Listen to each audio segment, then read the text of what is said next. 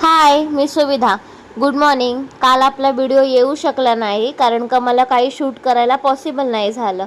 सकाळी घरातली सर्व कामं आवरून स्मरणीला स्कूलसाठी सोडून वगैरे मी आली ऑफिसला.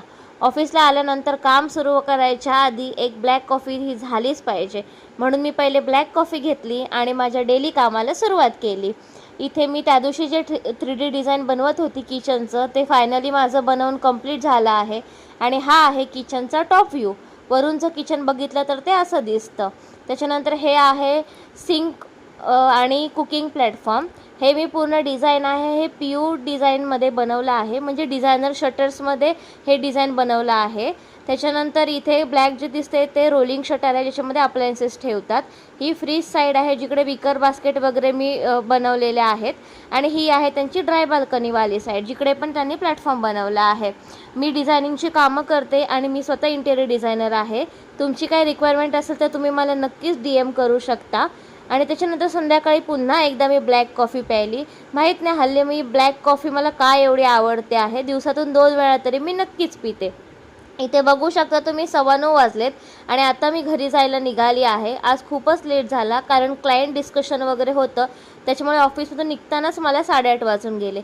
पण घरी आल्यावर जेवण हे करायलाच पाहिजे, म्हणून मी तुम्हाला इझी अशी सोयाबीन पुलावची रेसिपी दाखवते.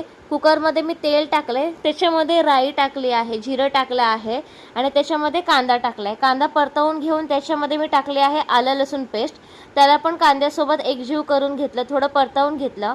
त्याच्यामध्ये हिंग टाकली, हळद आणि कश्मीरी पावडर टाकली आहे. कश्मीरी पावडर टाकल्यानंतर त्याच्यामध्ये आमचा जो घरगुती मसाला असतो तो घरगुती मसाला टाकला आहे आणि बटाट्याचे काप टाकले तिथे फ्रेंच फ्राईजसारखे कट करून, कारण का आम्हाला ते सोयाबीन पुलावमध्ये आवडतात म्हणून. आणि मीठ टाकलं आहे आणि इथे मी कांदा आणि टोमॅटोची प्युरी करून घेतली आहे, तीसुद्धा टाकली आहे.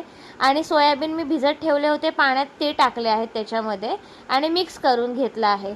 इथे मी धुतलेले तांदूळ आपले असतात ते पण टाकले आहेत त्याच्यामध्ये आणि आपल्या अंदाजाने पाणी टाकायचं आहे. मी जेवढं तांदूळ असतात त्याचे डबल पाणी टाकते आणि कुकर लावून 3 शिट्ट्या काढून घेते. इथे आपला सोयाबीन पुलाव यम्मी यम्मी असा रेडी झाला आहे. आणि असा होता माझा आजचा दिवस. बाय.